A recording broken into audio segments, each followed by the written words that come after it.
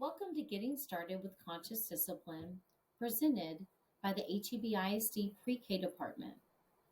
All quotes for today's presentation are taken from Dr. Becky Bailey, author of Conscious Discipline, Building Resilient Classrooms. We know as we work with the youngest learners that social emotional is such an important piece. It's one of the biggest guidelines that we have in our Texas Pre-K guidelines. And we here in HEB support social emotional learning by using a program called Conscious Discipline. It's a skills-based program to help educators resolve conflicts, enhance brain development by creating optimal learning environments, support self-regulation in ways that strengthen relationships instead of destroying them, and help children build respectful relationships with themselves, peers, parents, and each other. There are 3 brain states used for the trauma-informed classroom. We have the executive state, the emotional state, and the survival state. When students or adults are in the executive state, this is the learning state. What can I learn from this? What am I going to learn today? The emotional state is, am I loved? That's using that middle brain. And then the survival state is your hindbrain. It's towards the back. If you put your hand on the back of your neck, it's at the top of your hand. And that's the survival state. And so that's where we go when we're questioning our safety. That's called the flight, or freeze.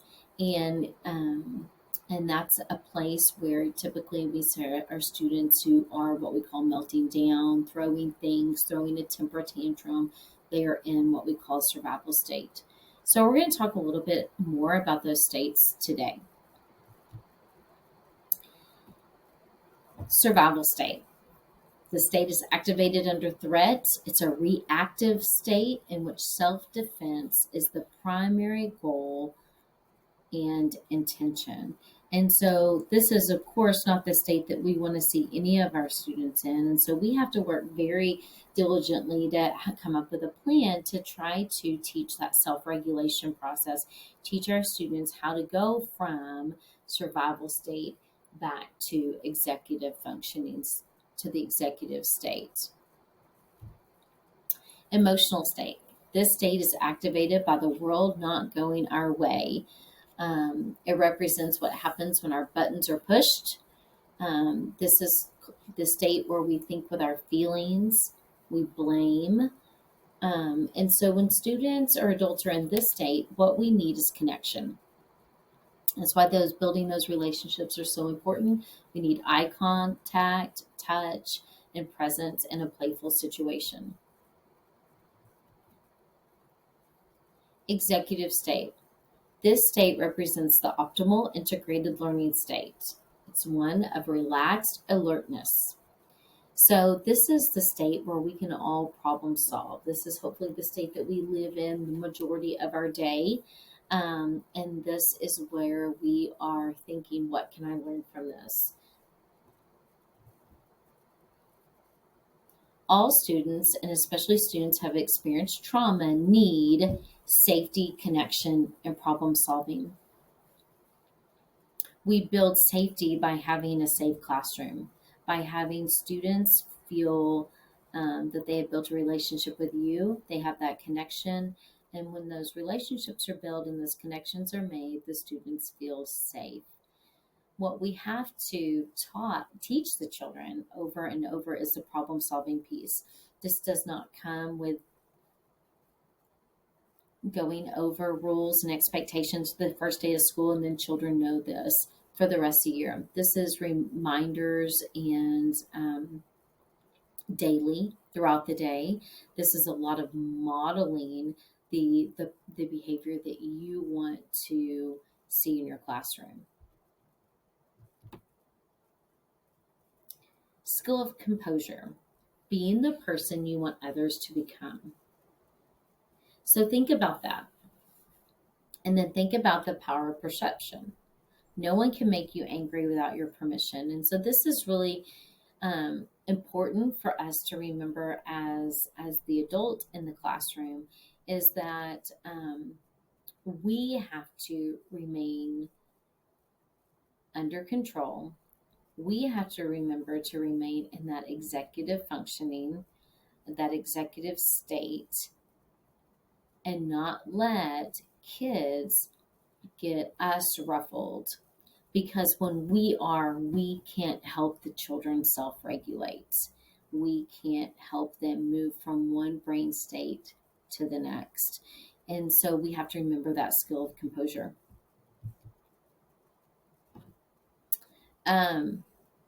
Value, think about integrity. Purpose, to remain calm enough to teach children how to behave by example. The brain smart is the brain functions optimally in safe environments. In emotional development, anger management is integral to social competence. Self-control.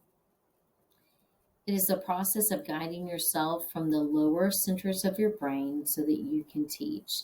And these are the things that we have to remember when we do have students who are throwing things, who's biting, who's screaming, who's crying, is that we, as the adults, have to remain in control of our feelings so that we can help the students.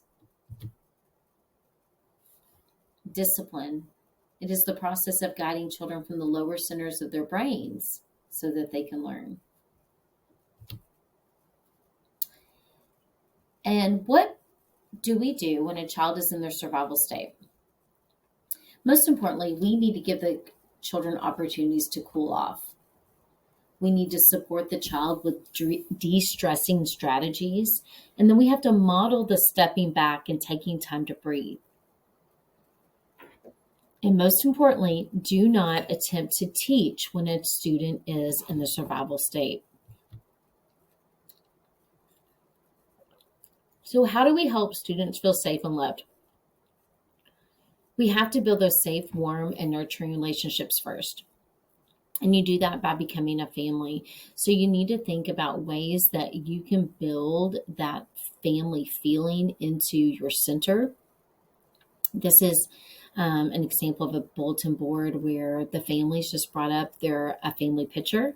Maybe it's of their whole family, maybe it's of mom, dad, brothers, sisters, whomever, and then they put them up on a bulletin board where the students can then show off their family to their friends, and that just builds that sense of family.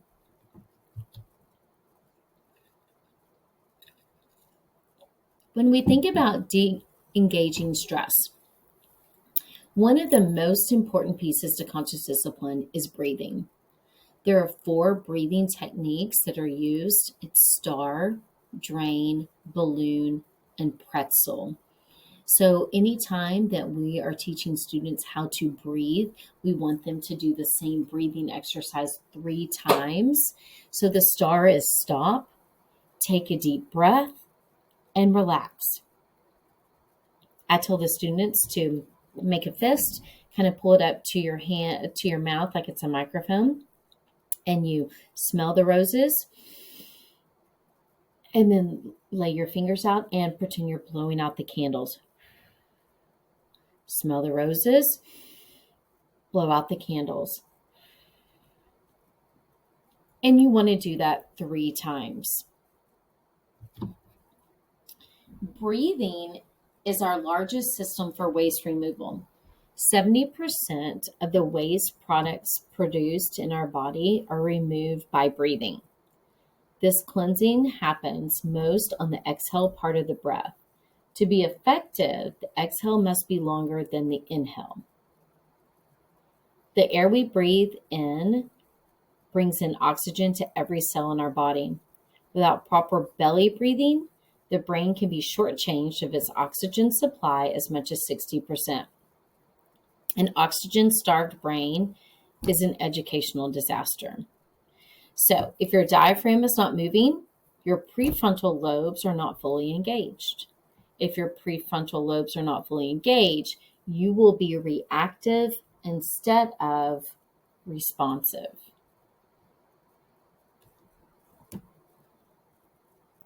Another activity to connect would be using something called I love you rituals. When we talk about I love you rituals, there's 4 goals.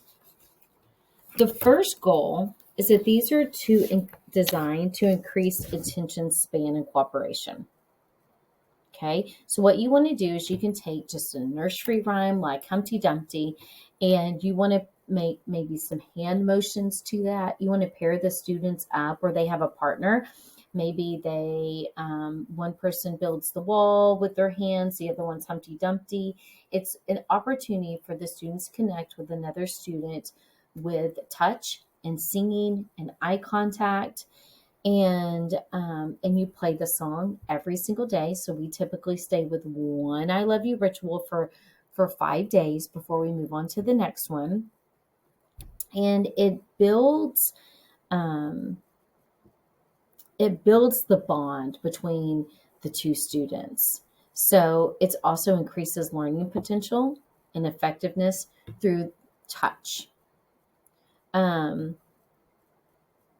Another goal would be create loving rituals that hold families together through rough times, so that you can share these with families and they may be able to do these I love you rituals at home as well. And the fourth goal would be to strengthen the bond between adults and children. And, that is the important piece, and it lays that foundation for mental and emotional health. And so, this could just be a song that you use where you're able to, incorporate some type of finger play and some type of touch, where they're giving their friends a high five or they're hugging afterwards.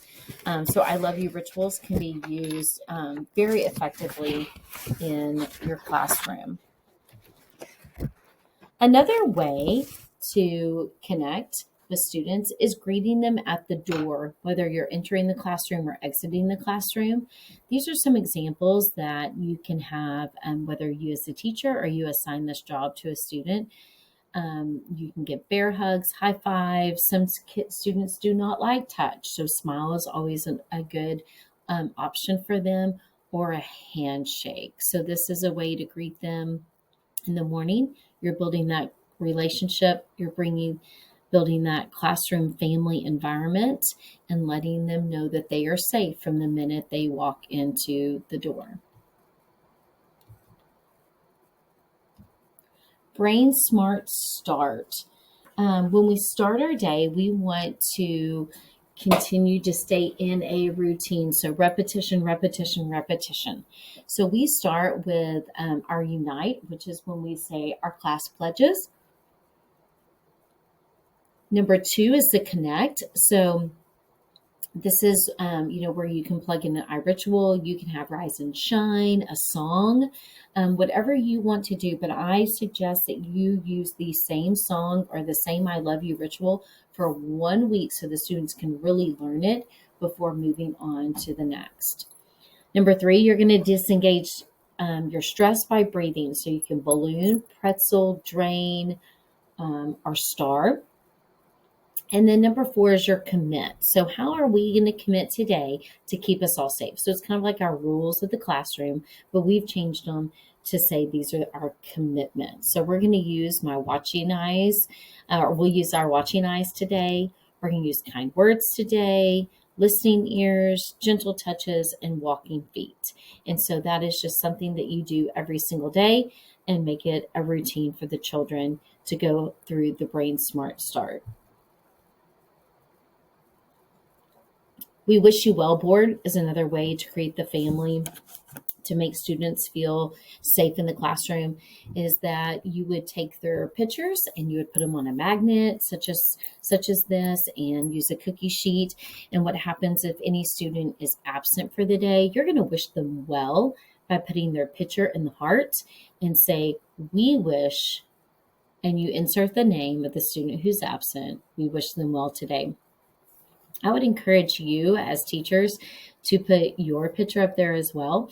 There will be that day when you're sick and you're not able to go to school, And so the students enjoy being able to put the teacher's picture in the heart and wish them well when they are away as well. So these are just two examples.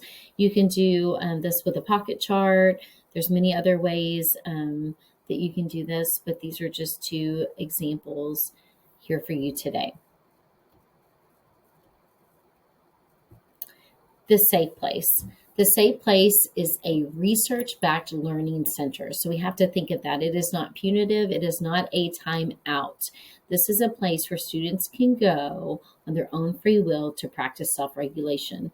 So it's important that we have things in our safe place for students to practice that self-regulation piece. So whether you have fidgets, books, the feeling buddies,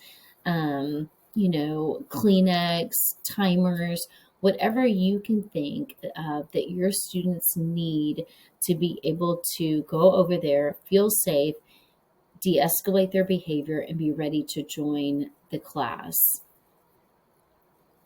So research identifies self-regulation as the foundation for our performance in all domains, from reading to getting along with others.